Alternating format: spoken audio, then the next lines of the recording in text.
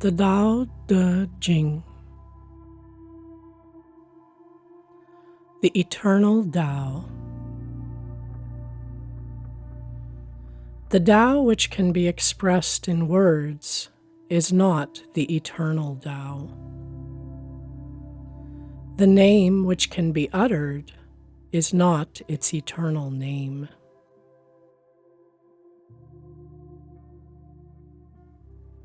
Without a name, it is the beginning of heaven and earth. With a name, it is the mother of all things. Only one who is ever free from desire can apprehend its spiritual essence.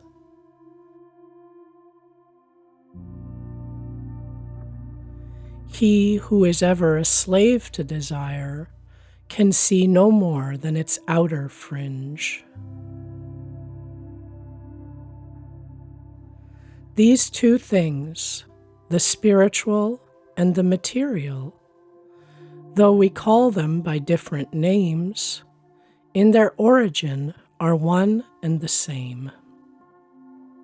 This sameness is a mystery. The mystery of mysteries. It is the gate of all wonders.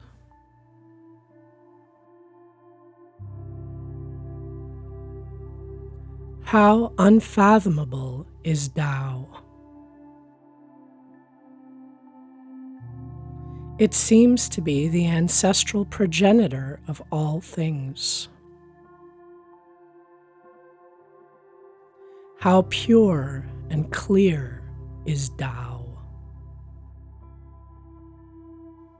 It would seem to be everlasting. I know not of whom it is the offspring. It appears to have been anterior to any sovereign power. Tao eludes the sense of sight and is therefore called colorless. It eludes the sense of hearing and is therefore called soundless. It eludes the sense of touch and is therefore called incorporeal. These three qualities cannot be apprehended, and hence they may be blended into unity. Its upper part is not bright, and its lower part is not obscure. Ceaseless in action, it cannot be named, but returns again to nothingness.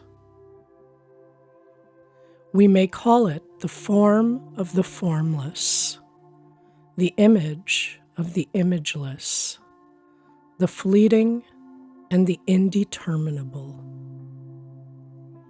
Would you go before it, you cannot see its face. Would you go behind it, you cannot see its back. The mightiest manifestations of active force flow solely from the Tao.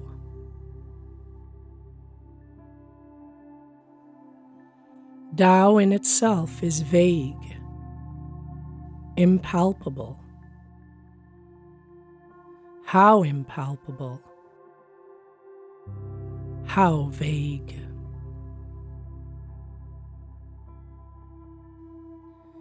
Yet within it there is form.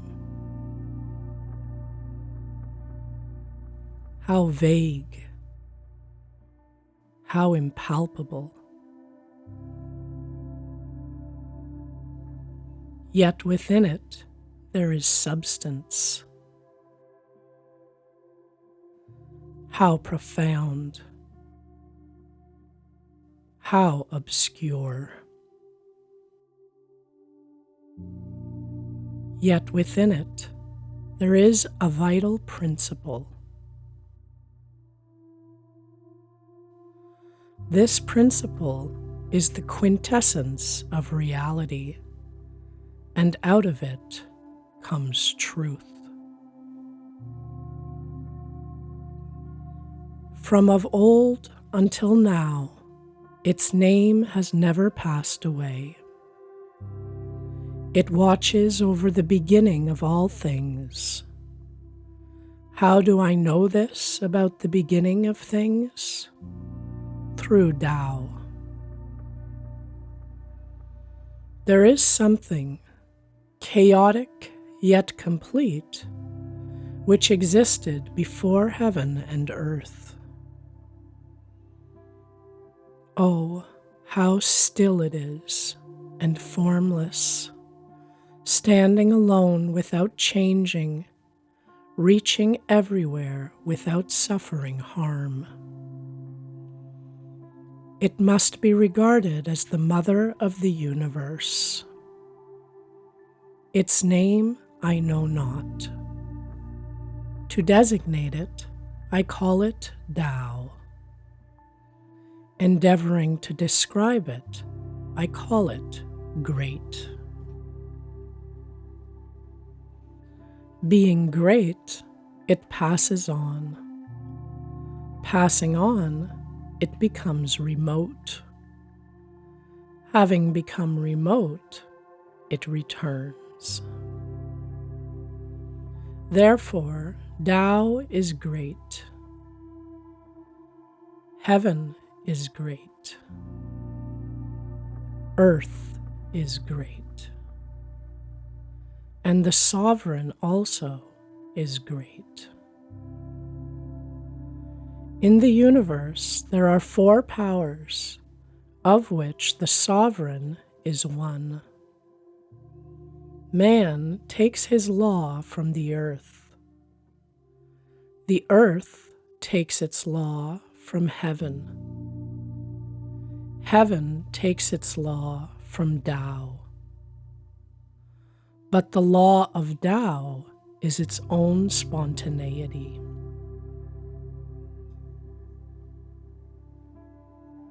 Tao, in its unchanging aspect, has no name. Small though it be in its primordial simplicity, mankind dare not claim its service. Could princes and kings hold and keep it, all creation would spontaneously pay homage. Heaven and earth would unite in sending down sweet dew, and the people would be righteous unbidden and of their own accord. As soon as Tao creates order, it becomes nameable. When it once has a name, men will know how to rest in it. Knowing how to rest in it, they will run no risk of harm. Tao, as it exists in the world, is like the great rivers and seas which receive the streams from the valleys. All-pervading is the great Tao. It can be at once on the right hand and on the left. All things depend on it for life, and it rejects them not. Its task accomplished, it takes no credit. It loves and nourishes all things, but does not act as master. It is ever free from desire. We may call it small. All things return to it, yet it does not act as master. We may call it great. The whole world will flock to him who holds the mighty form of Tao. They will come and receive no hurt, but find rest, peace, and tranquility.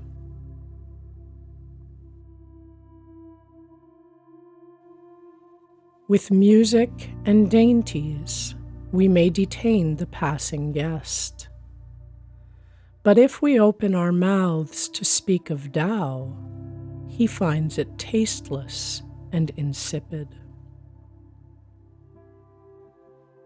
Not visible to the sight, not audible to the ear, in its use it is inexhaustible. Retrogression is the movement of Tao. Weakness is the character of Tao. All things under heaven are products of being, but being itself is the product of not being.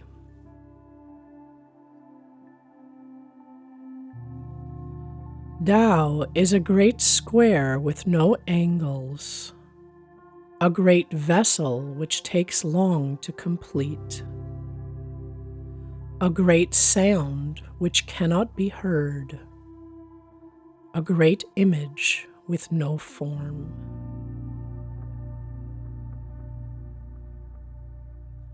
Tao lies hid and cannot be named, yet it has the power of transmuting and perfecting all things. Tao produced unity. Unity produced duality.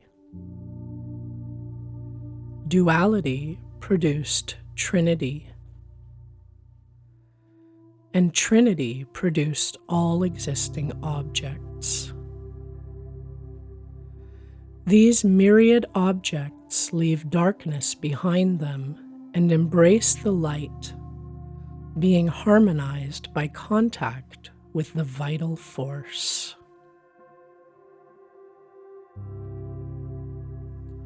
Tao produces all things. Its virtue nourishes them. Each is formed according to its nature. Each is perfected according to its strength. Hence, there is not a single thing but pays homage to Tao and extols its virtue. This homage paid to Tao, this extolling of its virtue, is due to no command, but is always spontaneous. Thus it is that Tao, engendering all things, nourishes them, develops them, and fosters them, perfects them, ripens them, tends them, and protects them. Production without possession, action without self-assertion, development without domination. This is its mysterious operation.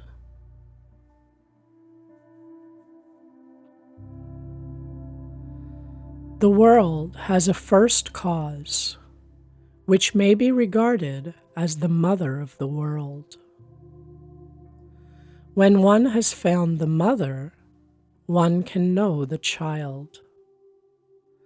Knowing the child and still keeping the mother, to the end of his days he shall suffer no harm.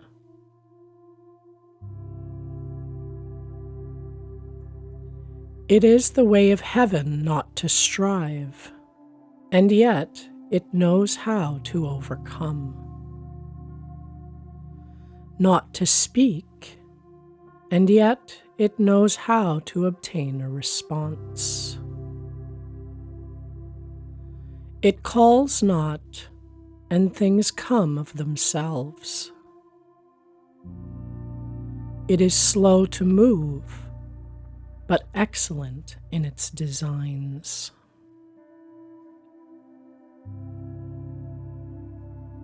Heaven's net is vast. Though its meshes are wide, it lets nothing slip through. The way of heaven is like the drawing of a bow. It brings down what is high and raises what is low.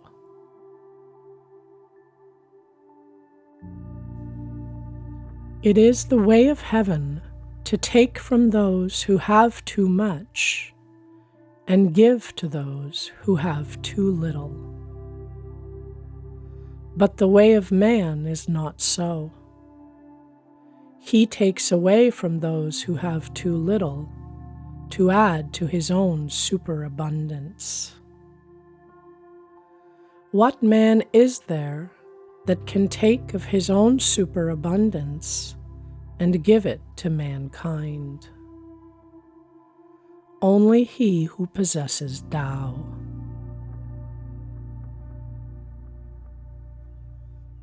The Tao of heaven has no favorites.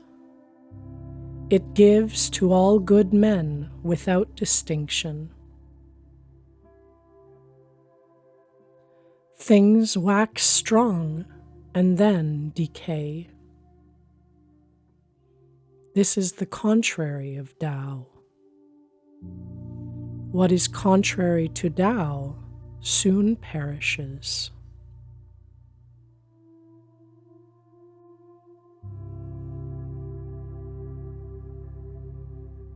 Part 2. The Way of Virtue.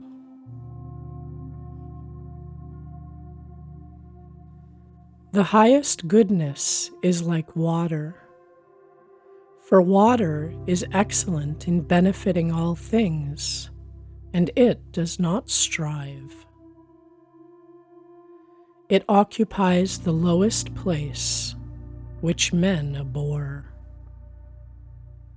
and therefore it is near akin to Tao. When your work is done and fame has been achieved, then retire into the background, for this is the way of heaven. Those who follow the way desire not excess, and thus, without excess, they are forever exempt from change. All things alike do their work, and then we see them subside. When they have reached their bloom, each returns to its origin. Returning to their origin means rest or fulfillment of destiny. This reversion is an eternal law. To know that law is to be enlightened. Not to know it is misery and calamity. He who knows the eternal law is liberal-minded. Being liberal-minded, he is just. Being just, he is kingly. Being kingly, he is akin to heaven. Being akin to heaven, he possesses Tao. Possessed of Tao, he endures forever. Though his body perish, yet he suffers no harm.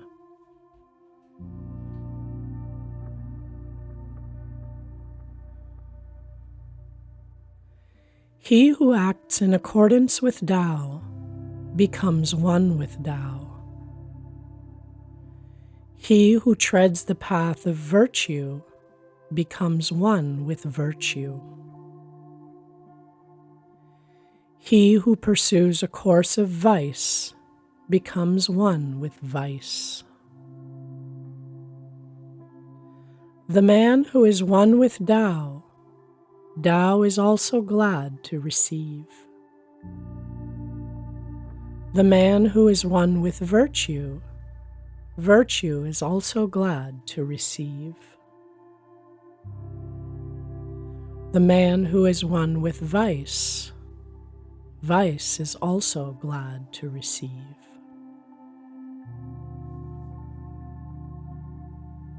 He who is self-approving does not shine. He who boasts has no merit. He who exalts himself does not rise high.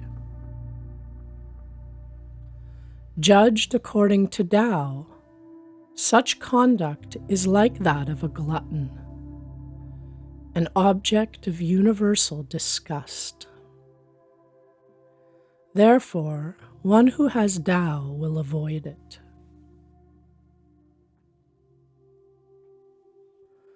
Perfect virtue is unconscious of itself as virtue, and therefore it is true virtue. Inferior virtue tries not to fall short of virtue, and therefore it is not virtue at all. Perfect virtue is inactive, having no need to act. Inferior virtue acts, feeling the need to do so. Perfect charity operates without the need of anything to evoke it. Perfect righteousness operates, but needs to be evoked. Perfect propriety operates, and if there is no response, it resorts to force. When Tao is lost, virtue appears. When virtue is lost, charity appears. When charity is lost, righteousness appears. When righteousness is lost, propriety appears. Propriety is but the veneer of loyalty and good faith, while ofttimes the source of disorder. Foreknowledge is but a showy ornament of Tao, while ofttimes the beginning of imbecility. Therefore, the truly great man takes his stand upon what is solid and not upon what is superficial, upon what is real and not upon what is ornamental. He rejects the latter in favor of the former. When the superior scholar hears of Tao, he diligently practices it. When the average scholar hears of Tao, he sometimes retains it, sometimes loses it. When the inferior scholar hears of Tao, he loudly laughs at it. Were it not thus ridiculed, it would not be worthy of the name of Tao.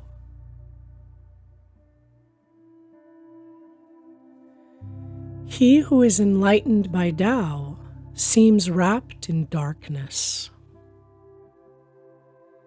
He who is advanced in Tao seems to be going back. He who walks smoothly in Tao seems to be on a rugged path.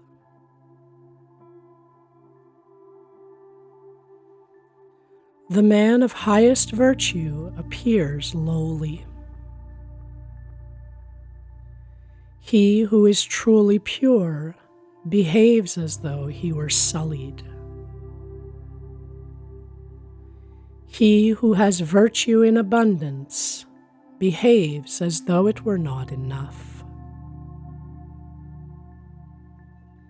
He who is firm in virtue seems like a skulking pretender. He who is simple and true appears unstable as water.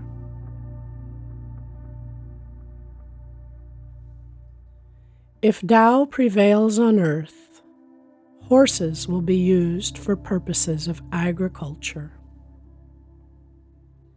If Tao does not prevail, war horses will be bred on the common.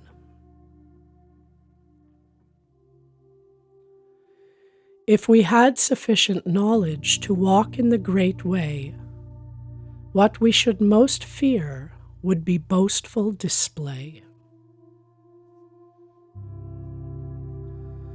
The great way is very smooth, but the people love the bypaths. Where the palaces are very splendid, there fields will be very waste, and the granaries very empty. The wearing of gay embroidered robes, the carrying of sharp swords, fastidiousness in food and drink, superabundance of property and wealth, this I call flaunting robbery. Most assuredly, it is not Tao. He who trusts to his abundance of natural virtue is like an infant newly born, whom venomous reptiles will not sting, wild beasts will not seize, birds of prey will not strike. The infant's bones are weak, its sinews are soft, yet its grasp is firm. All day long it will cry without its voice becoming hoarse. This is because the harmony of its bodily system is perfect. Temper your sharpness. Disentangle your ideas. Moderate your brilliancy. Live in harmony with your age. This is being in conformity with the principle of Tao. Such a man is impervious alike to favor and disgrace, to benefits and injuries, to honor and contempt, and therefore he is esteemed above all mankind.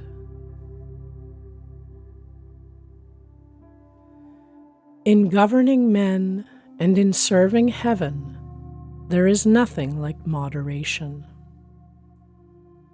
For only by moderation can there be an early return to man's normal state.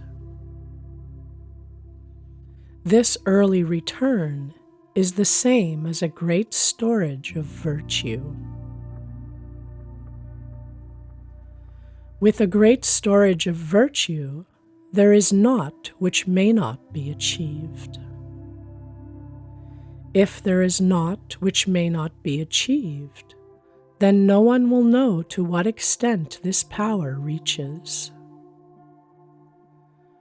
And if no one knows to what extent a man's power reaches, that man is fit to be the ruler of a state.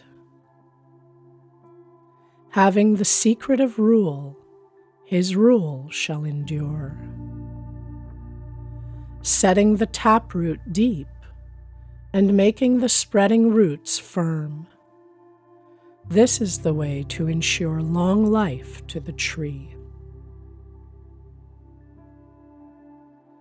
Tao is the sanctuary where all things find refuge, the good man's priceless treasure, the guardian and savior of him who is not good.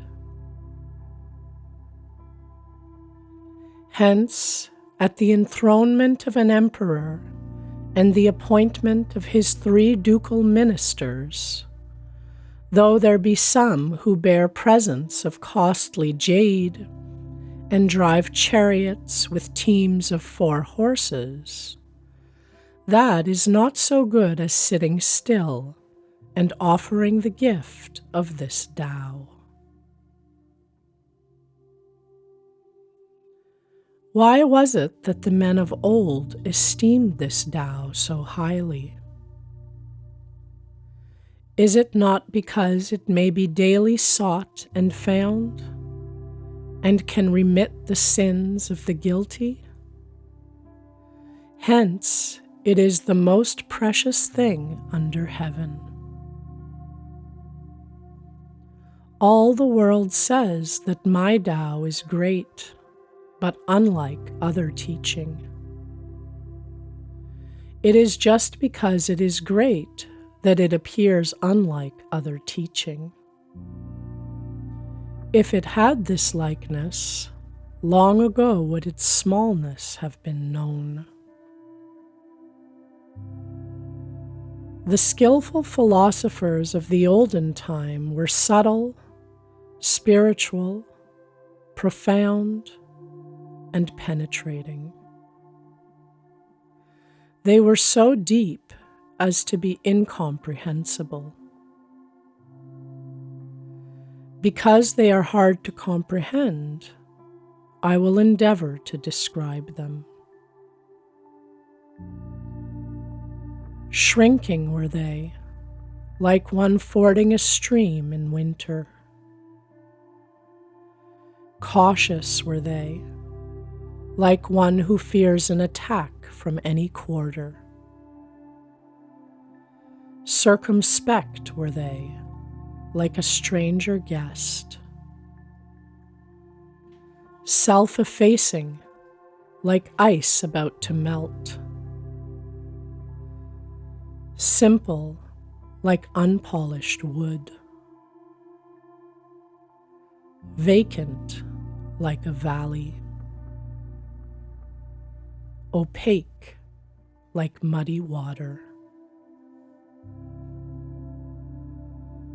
When terms are made after a great quarrel, a certain ill feeling is bound to be left behind. How can this be made good? Therefore, having entered into an agreement, the sage adheres to his obligations, but does not exact fulfillment from others. The man who has virtue attends to the spirit of the compact. The man without virtue attends only to his claims. He who tries to govern a kingdom by his sagacity is of that kingdom the despoiler.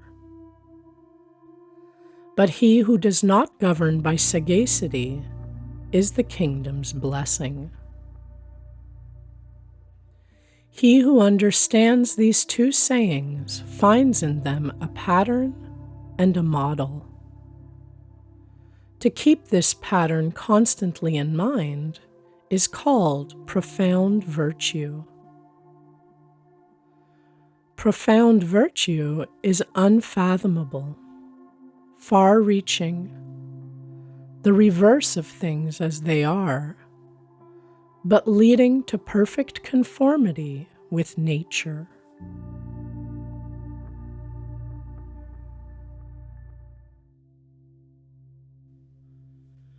One of the central ideas emerging in these early chapters is that many human problems are created through comparison and excessive striving. The Tao Te Ching repeatedly warns that when society becomes obsessed with status, possession, and competition, inner peace begins to disappear. Lao Tzu points instead towards simplicity, not as weakness, but as a form of freedom. The way of non-action. The sage occupies himself with inaction and conveys instruction without words. Is it not by neglecting self-interest that one will be able to achieve it? Purge yourself of your profound intelligence, and you can still be free from blemish. Cherish the people and order the kingdom, and you can still do without meddlesome action. Who is there that can make muddy water clear? But if allowed to remain still, it will gradually become clear of itself. Who is there that can secure a state of absolute repose? But let time go on, and the state of repose will gradually arise. Be sparing of speech, and things will come right of themselves.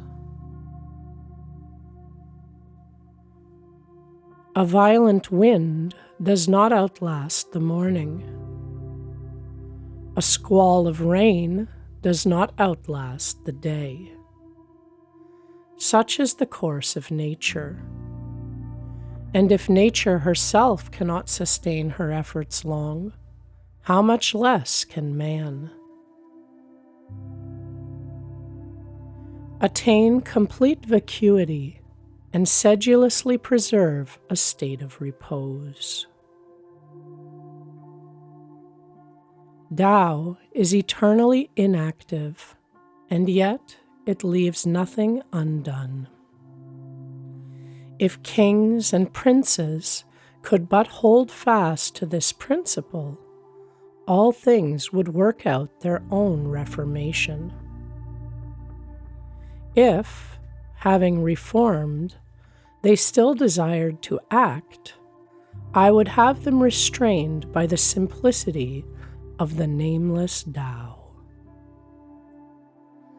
The simplicity of the nameless Tao brings about an absence of desire. The absence of desire gives tranquility. And thus the empire will rectify itself. The softest things in the world override the hardest. That which has no substance enters where there is no crevice. Hence, I know the advantage of inaction. Conveying lessons without words, reaping profit without action, there are few in the world who can attain to this. Activity conquers cold, but stillness conquers heat. Purity and stillness are the correct principles for mankind. Without going out of doors, one may know the whole world. Without looking out of the window, one may see the way of heaven. The further one travels, the less one may know. Thus it is that without moving you shall know. Without looking you shall see. Without doing you shall achieve. The pursuit of book learning brings about daily increase. The practice of Tao brings about daily loss. Repeat this loss again and again, and you arrive at inaction. Practice inaction, and there is nothing which cannot be done. The empire has ever been won by letting things take their course. He who must always be doing is unfit to obtain the empire. Keep the mouth shut, close the gateways of sense, and as long as you live, you will have no trouble. Open your lips and push your affairs, and you will not be safe to the end of your days. Practice inaction. Occupy yourself with doing nothing.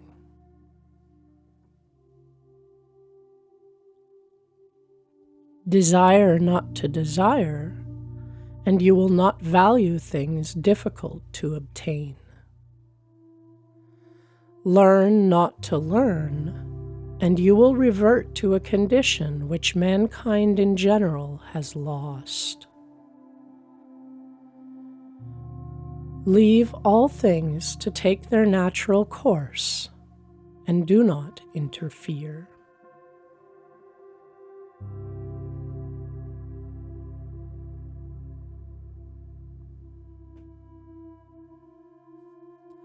The humble way. All things in nature work silently. They come into being and possess nothing. They fulfill their functions and make no claim. When merit has been achieved, do not take it to yourself. For if you do not take it to yourself, it shall never be taken from you. Follow diligently the way in your own heart, but make no display of it to the world. Keep behind, and you shall be put in front. Keep out, and you shall be kept in. Goodness strives not, and therefore it is not rebuked.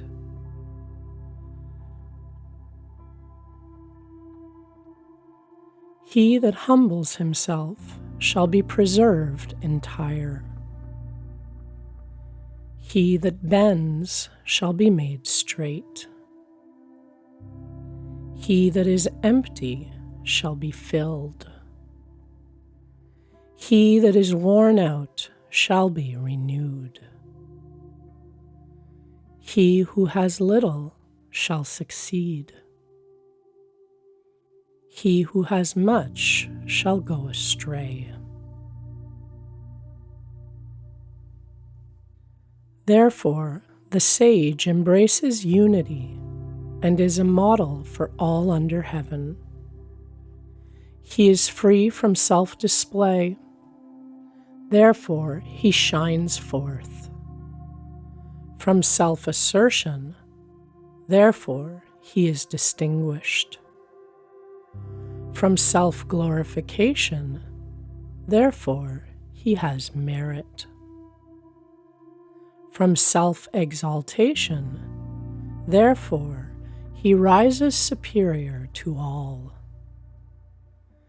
Inasmuch as he does not strive, there is no one in the world who can strive with him.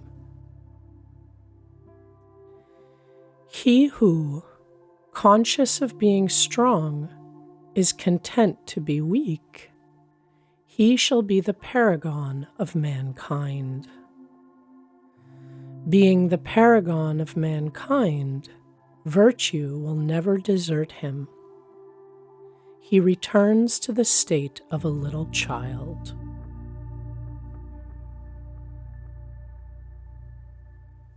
He who, conscious of his own light, is content to be obscure, he shall be the whole world's model.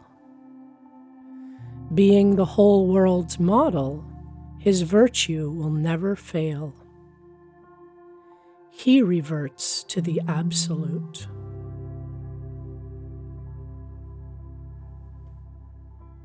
He who, conscious of desert, is content to suffer disgrace, he shall be the cynosure of mankind.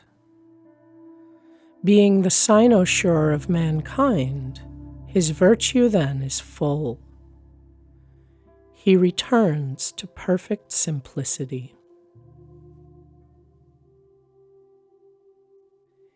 He who is great must make humility his base. He who is high must make lowliness his foundation. Thus, princes and kings, in speaking of themselves, use the terms lonely, friendless, of small account. Is not this making humility their base? Thus it is that some things are increased by being diminished, others are diminished by being increased. What others have taught, I also teach. Verily, I will make it the root of my teaching. What makes a kingdom great is its being like a downflowing river, the central point toward which all the smaller streams under heaven converge. Or, like the female throughout the world, who by quiescence always overcomes the male. And quiescence is a form of humility. Therefore, if a great kingdom humbles itself before a small kingdom, it shall make that small kingdom its prize. And if a small kingdom humbles itself before a great kingdom, it shall win over that great kingdom. Thus, the one humbles itself in order to attain, the other attains because it is humble. If the great kingdom has no further desire than to bring men together and to nourish them, the small kingdom will have no further desire than to enter the service of the other. But in order that both may have their desire, the great one must learn humility.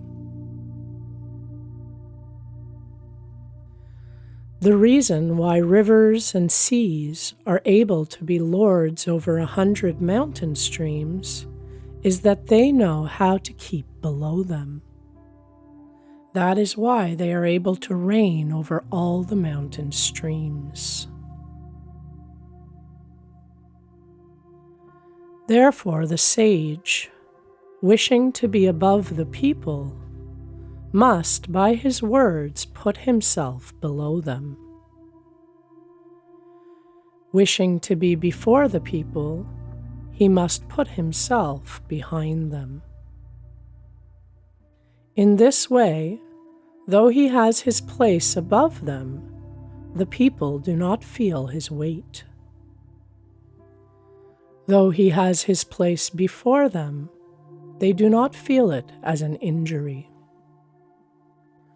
Therefore, all mankind delight to exalt him, and weary of him not.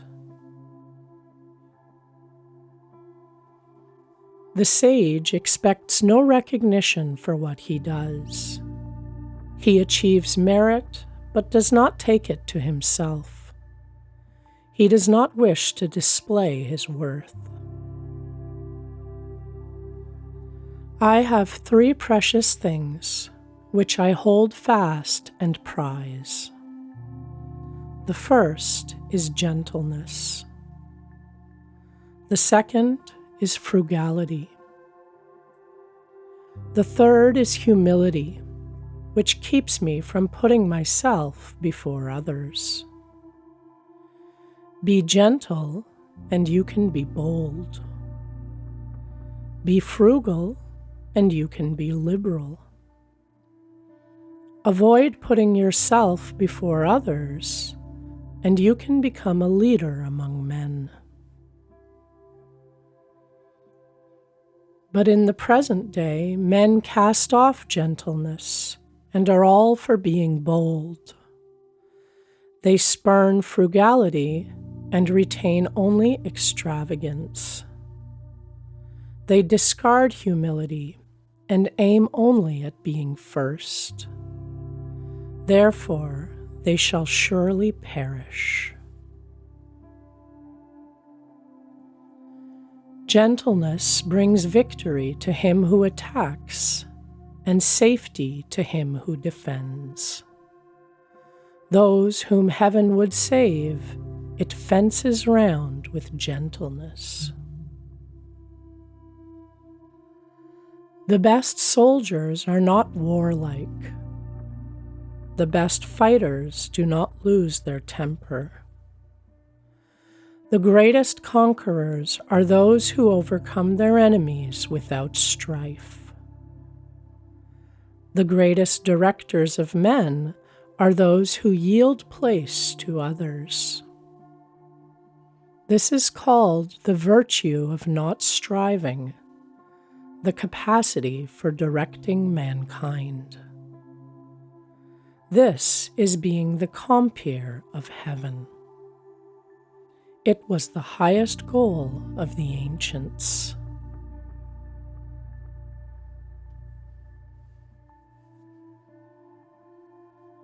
The way of leadership.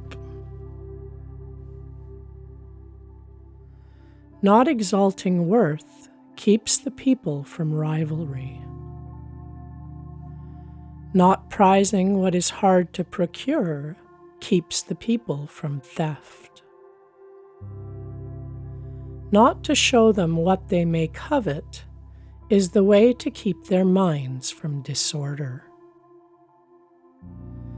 Therefore, the sage, when he governs, empties their minds and fills their bellies, weakens their inclinations, and strengthens their bones.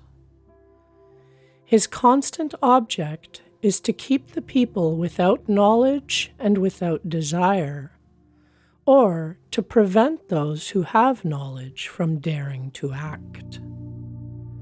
He practices inaction, and nothing remains ungoverned. He who respects the state as his own person is fit to govern it. He who loves the state as his own body is fit to be entrusted with it. In the highest antiquity, the people did not know that they had rulers. In the next age, they loved and praised them. In the next, they feared them. In the next, they despised them. How cautious is the sage, how sparing of his words.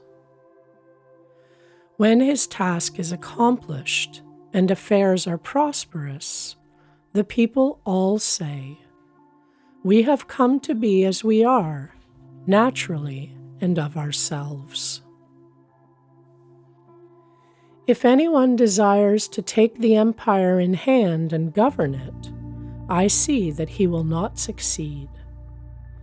The empire is a divine utensil which may not be roughly handled. He who meddles mars. He who holds it by force loses it. Fishes must not be taken from the water. The methods of government must not be exhibited to the people. Use uprightness in ruling a state. Employ stratagems in waging war. Practice non-interference in order to win the empire. Now this is how I know what I lay down. As restrictions and prohibitions are multiplied in the empire, the people grow poorer and poorer. When the people are subjected to overmuch government, the land is thrown into confusion. When the people are skilled in many cunning arts, strange are the objects of luxury that appear. The greater the number of laws and enactments, the more thieves and robbers there will be. Therefore, the sage says, "So long as I do nothing, the people will work out their own reformation. So long as I love calm, the people will right themselves. If only I keep from meddling, the people will grow rich.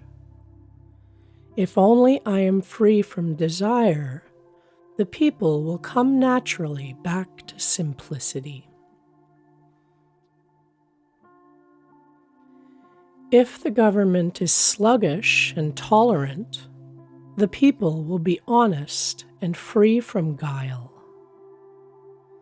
If the government is prying and meddling, there will be constant infraction of the law. Is the government corrupt? Then uprightness becomes rare, and goodness becomes strange. Verily, mankind have been under delusion for many a day. Govern a great nation as you would cook a small fish. Meaning, don't overdo it. If the empire is governed according to Tao, disembodied spirits will not manifest supernatural powers. It is not that they lack supernatural power, but they will not use it to hurt mankind. Again, it is not that they are unable to hurt mankind, but they see that the sage also does not hurt mankind. If then neither sage nor spirits work harm, their virtue converges to one beneficent end. In ancient times, those who knew how to practice Tao did not use it to enlighten the people, but rather to keep them ignorant. The difficulty of governing the people arises from their having too much knowledge. If the people do not fear the majesty of government, a reign of terror will ensue. Do not confine them with too narrow bounds. Do not make their lives too weary. For if you do not weary them of life, then they will not grow weary of you. If the people do not fear death, what good is there in using death as a deterrent? But if the people are brought up in fear of death, and we can take and execute any man who has committed a monstrous crime, who will dare to follow his example? Now, there is always one who presides over the infliction of death.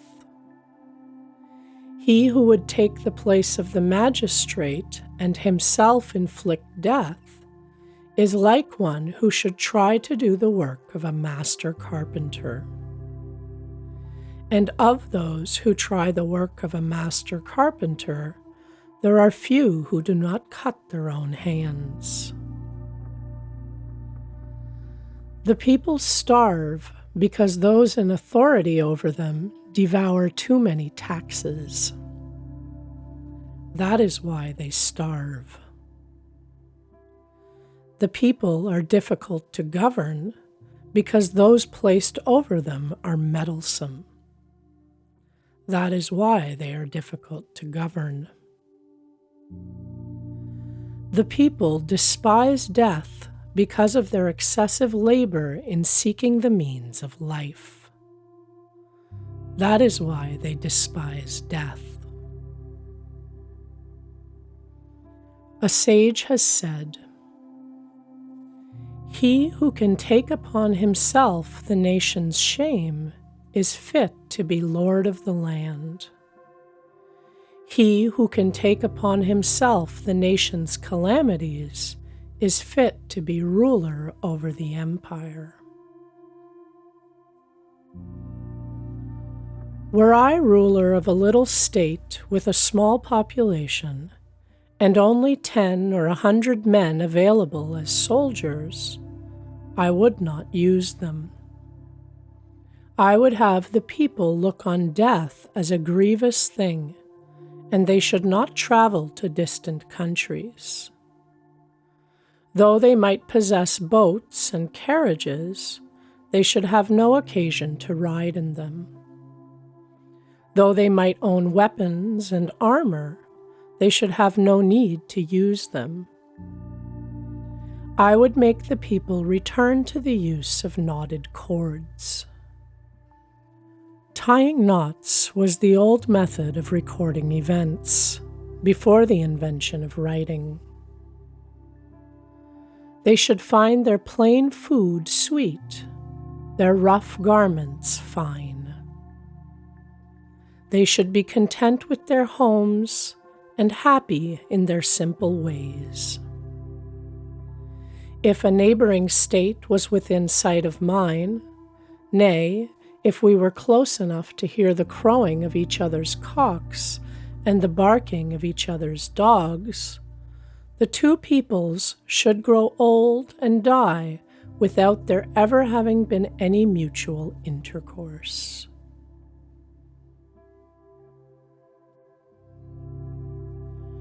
These teachings often sound paradoxical because Lao Tzu is attempting to describe a way of living that moves against ordinary habits of control and resistance. Again and again, the text returns to softness, emptiness, and yielding, qualities usually dismissed as weakness, yet presented here as sources of profound strength.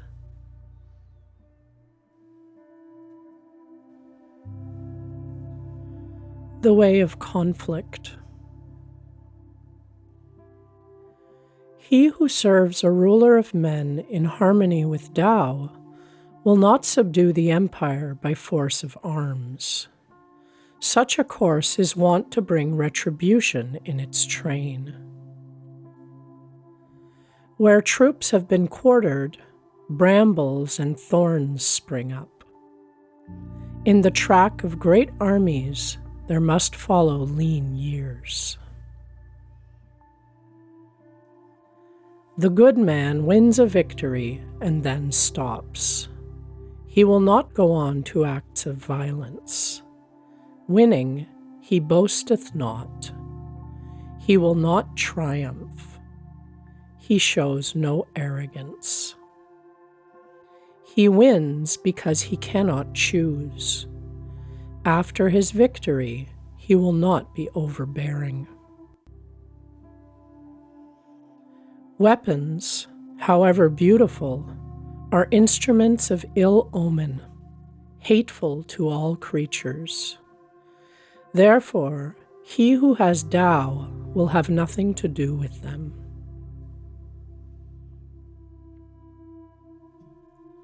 Where the princely man abides, the weak left hand is in honor.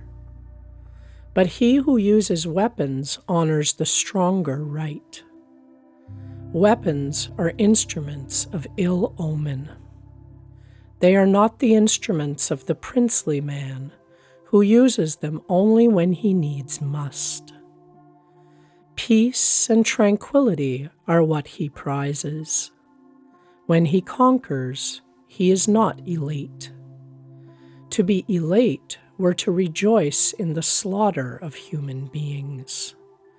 And he who rejoices in the slaughter of human beings is not fit to work his will in the empire. On happy occasions, the left is favored. On sad occasions, the right.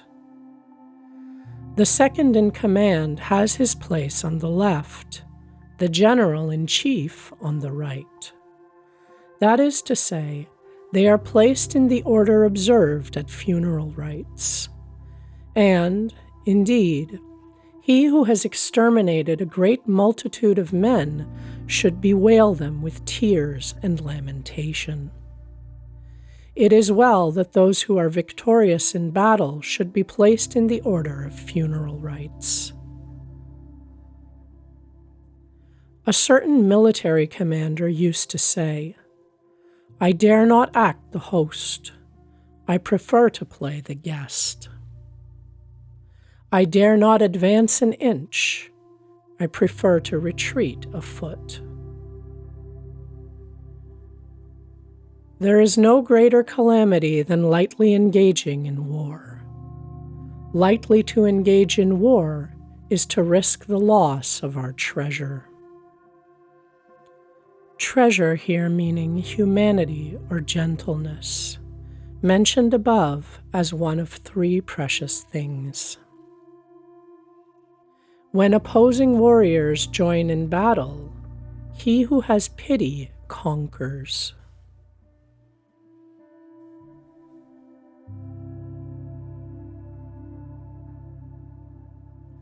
The way of opposites or paradoxes. Among mankind, the recognition of beauty as such implies the idea of ugliness, and the recognition of good implies the idea of evil. There is the same mutual relation between existence and non-existence in the matter of creation, between difficulty and ease in the matter of accomplishing, between long and short in the matter of form, between high and low in the matter of elevation, between treble and bass in the matter of musical pitch, between before and after in the matter of priority. Nature is not benevolent. With ruthless indifference, she makes all things serve their purposes, like the straw dogs we use at sacrifices. The sage is not benevolent. He uses the people with the like inexorability. The space between heaven and earth, is it not like a bellows? It is empty, yet inexhaustible. When it is put in motion, more and more comes out. Heaven and earth are long-lasting. The reason why heaven and earth can last long is that they live not for themselves, and thus they are able to endure.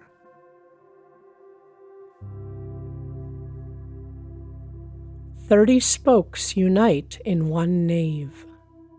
The utility of the cart depends on the hollow center in which the axle turns. Clay is molded into a vessel. The utility of the vessel depends on its hollow interior. Doors and windows are cut out in order to make a house. The utility of the house depends on the empty spaces. Thus, while the existence of things may be good, it is the non-existent in them which makes them serviceable. When the great Tao falls into disuse, benevolence and righteousness come into vogue. When shrewdness and sagacity appear, great hypocrisy prevails. It is when the bonds of kinship are out of joint that filial piety and paternal affection begin. It is when the state is in a ferment of revolution that loyal patriots arise.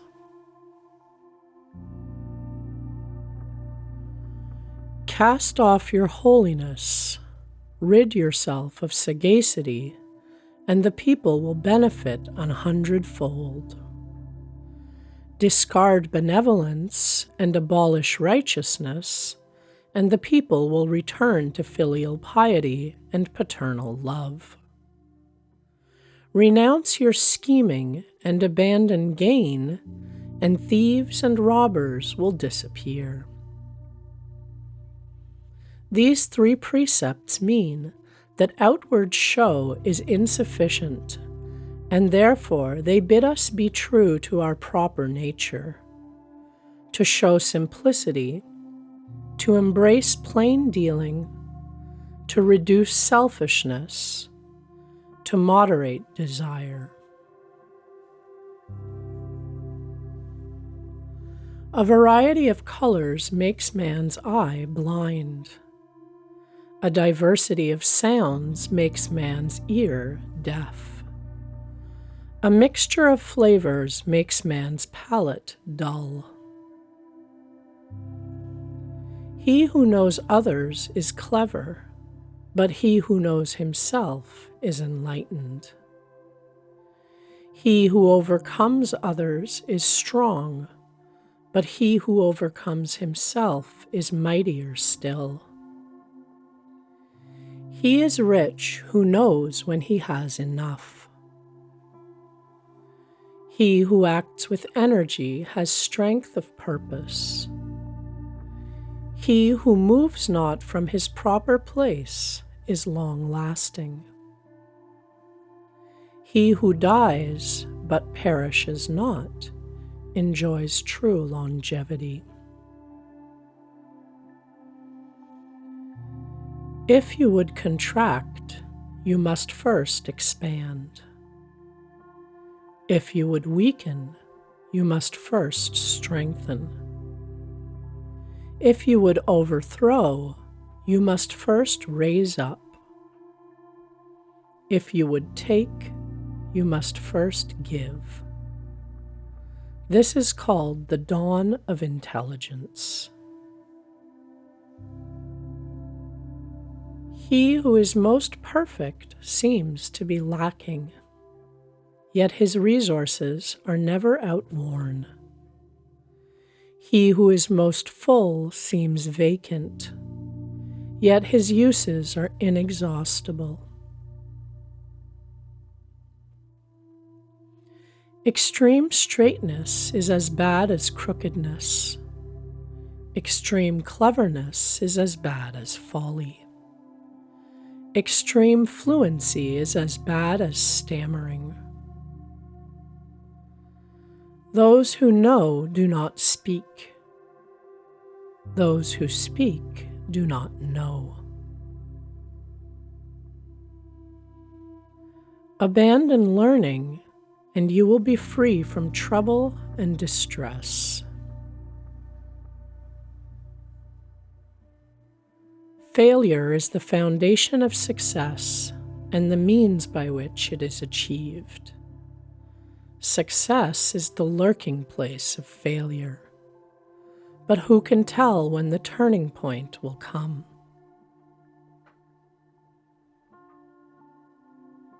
He who acts destroys. He who grasps loses. Therefore, the sage does not act, and so does not destroy.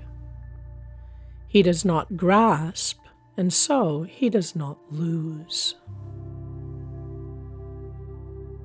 Only he who does nothing for his life's sake can truly be said to value his life.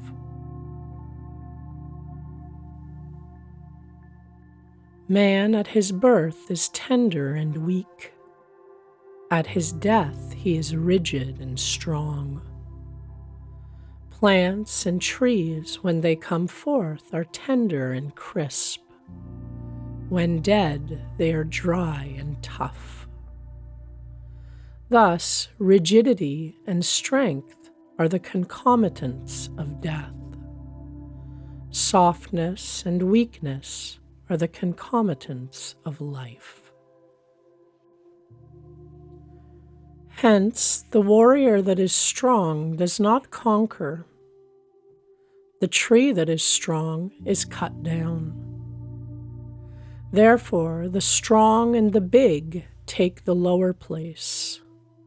The soft and the weak take the higher place. There is nothing in the world more soft and weak than water. Yet, for attacking things that are hard and strong, there is nothing that surpasses it, nothing that can take its place. The soft overcomes the hard. The weak overcomes the strong. There is no one in the world but knows this truth, and no one who can put it into practice.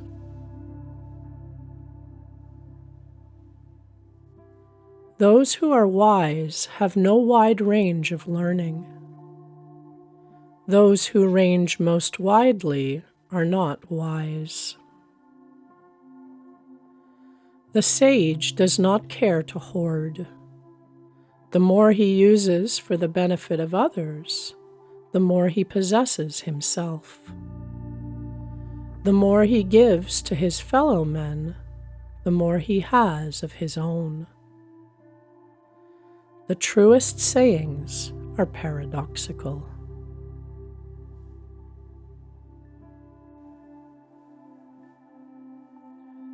The final teachings. By many words, wit is exhausted. It is better to preserve a mean. The excellence of a dwelling is its site. The excellence of a mind is its profundity. The excellence of giving is charitableness. The excellence of speech is truthfulness. The excellence of government is order. The excellence of action is ability. The excellence of movement is timeliness. He who grasps more than he can hold would be better without any. If a house is crammed with treasures of gold and jade, it will be impossible to guard them all. He who prides himself upon wealth and honor hastens his own downfall. He who strikes with a sharp point will not himself be safe for long. He who embraces unity of soul by subordinating animal instincts to reason will be able to escape dissolution. He who strives his utmost after tenderness can become even as a little child. If a man is clear-headed and intelligent, can he be without knowledge? The sage attends to the inner and not to the outer. He puts away the objective and holds to the subjective. Between yes and yea, how small the difference. Between good and evil, how great the difference. What the world reverences may not be treated with disrespect. He who has not faith in others shall find no faith in them. To see oneself is to be clear of sight. Mighty is he who conquers himself.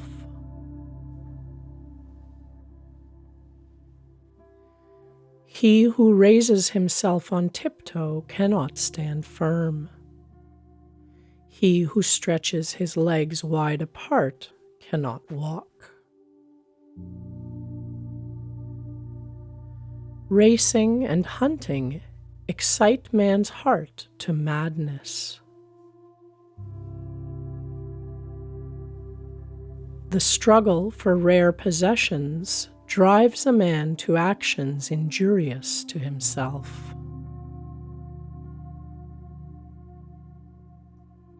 The heavy is the foundation of the light. Repose is the ruler of unrest.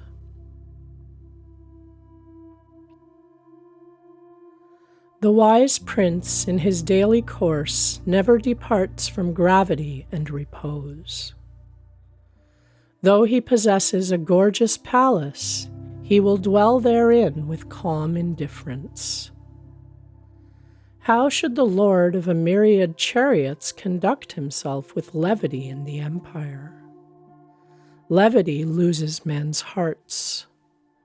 Unrest loses the throne.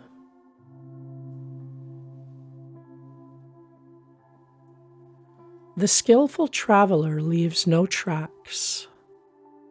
The skillful speaker makes no blunders. The skillful reckoner uses no tallies. He who knows how to shut uses no bolts, yet you cannot open. He who knows how to bind uses no cords, yet you cannot undo. Among men, reject none. Among things, reject nothing. This is called comprehensive intelligence. The good man is the bad man's teacher. The bad man is the material upon which the good man works. If the one does not value his teacher, if the other does not love his material, then despite their sagacity, they must go far astray. This is a mystery of great import. As unwrought material is divided up and made into serviceable vessels, so the sage turns his simplicity to account, and thereby becomes the ruler of rulers. The course of things is such that what was in front is now behind. What was hot is now cold. What was strong is now weak. What was complete is now in ruin. Therefore, the sage avoids excess, extravagance, and grandeur. Which is nearer to you, fame or life? Which is more to you, life or wealth? Which is the greater malady, gain or loss? Excessive ambitions necessarily entail great sacrifice. Much hoarding must be followed by heavy loss. He who knows when he has enough will not be put to shame. He who knows when to stop will not come to harm. Such a man can look forward to long life.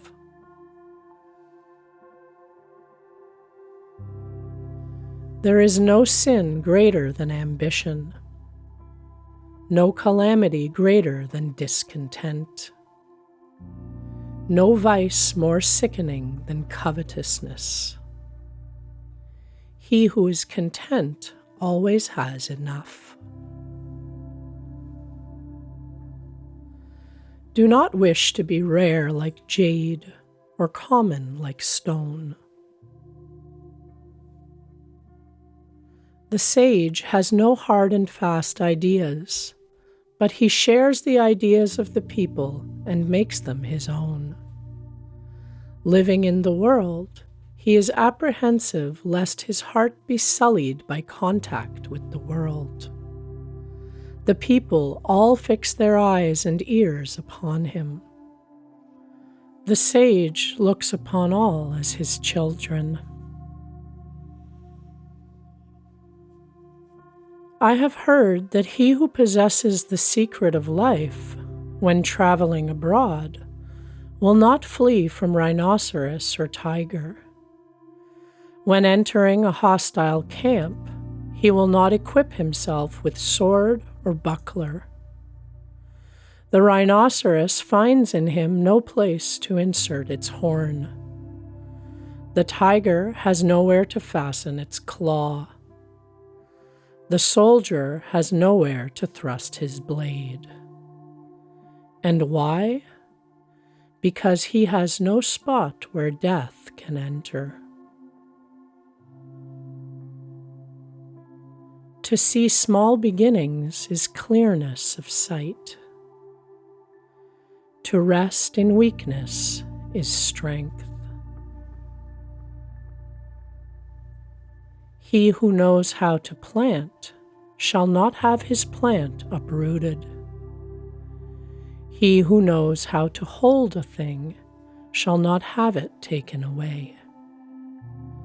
Sons and grandsons will worship at his shrine, which shall endure from generation to generation. Knowledge in harmony is called constant. Constant knowledge is called wisdom. Increase of life is called felicity. The mind directing the body is called strength. Be square without being angular. Be honest without being mean. Be upright without being punctilious. Be brilliant without being showy. Good words shall gain you honor in the marketplace, but good deeds shall gain you friends among men. To the good I would be good. To the not good I would also be good, in order to make them good. With the faithful I would keep faith. With the unfaithful I would also keep faith, in order that they may become faithful. Even if a man is bad, how can it be right to cast him off? Requite injury with kindness. The difficult things of this world must once have been easy. The great things of this world must once have been small. Set about difficult things while they are still easy. Do great things while they are still small. The sage never affects to do anything great, and therefore he is able to achieve his great results. He who always thinks things easy is sure to find them difficult. Therefore, the sage ever anticipates difficulties, and thus it is he never encounters them. While times are quiet, it is easy to take action. Ere coming troubles have cast their shadows, it is easy to lay plans. That which is brittle is easily broken. That which is minute is easily dissipated. take precautions before the evil appears. Regulate things before disorder has begun. The tree which needs 2 arms to span its girth sprang from the tiniest shoot. Yon tower, 9 stories high, rose from a little mound of earth. A journey of 1,000 miles begins with a single step. A great principle cannot be divided. Therefore it is that many containers cannot contain it. The sage knows what is in him, but makes no display. He respects himself, but seeks not honor for himself. To know, but be as though not knowing, is the height of wisdom.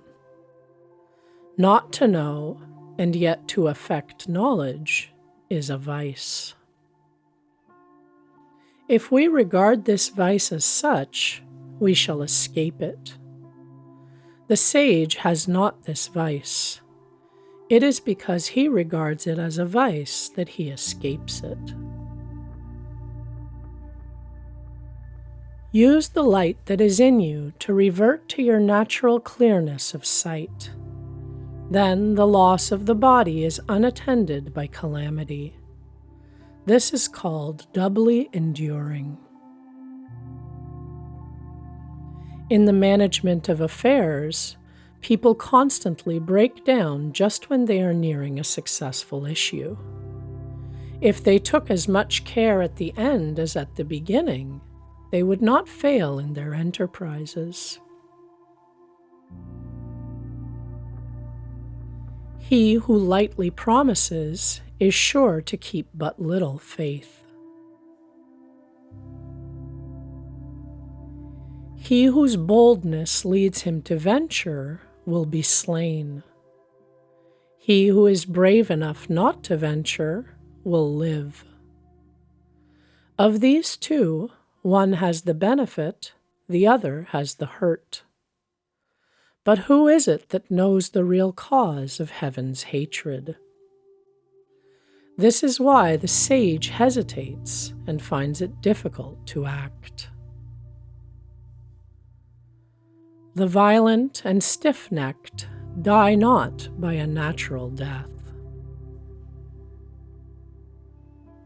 True words are not fine. Fine words are not true.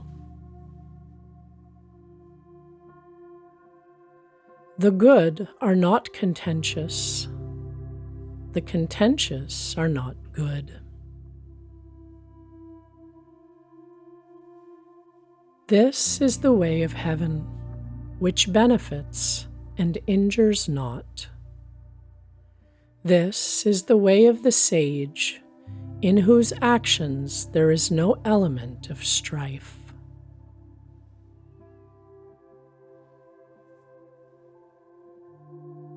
The sage without a name. Alas, the barrenness of the age has not yet reached its limit. All men are radiant with happiness, as if enjoying a great feast, as if mounted on a tower in spring. I alone am still, and give as yet no sign of joy. I am like an infant which has not yet smiled, forlorn as one who has nowhere to lay his head. Other men have plenty, while I alone seem to have lost all. I am a man foolish in heart, dull and confused. Other men are full of light. I alone seem to be in darkness. Other men are alert. I alone am listless. I am unsettled as the ocean, drifting as though I had no stopping place. All men have their usefulness. I alone am stupid and clownish.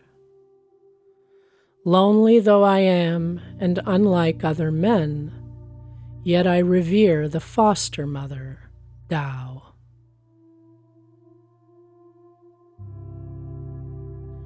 My words are very easy to understand, very easy to put into practice. Yet the world can neither understand nor practice them. My words have a clue. My actions have an underlying principle. It is because men do not know the clue that they understand me not.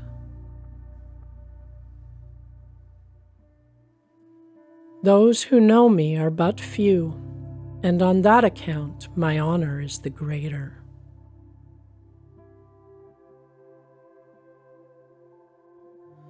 Thus the sage wears coarse garments, but carries a jewel in his bosom.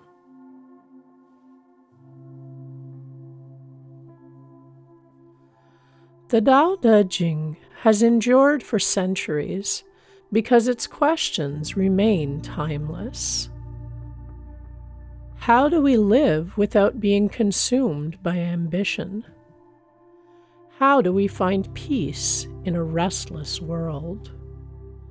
How do we act without force and lead without domination? Rather than offering rigid answers, Lao Tzu invites us into a different relationship with life itself, one rooted in simplicity, awareness, humility, and harmony with the natural flow of things. May these teachings offer stillness, reflection, and clarity long after the final words have faded.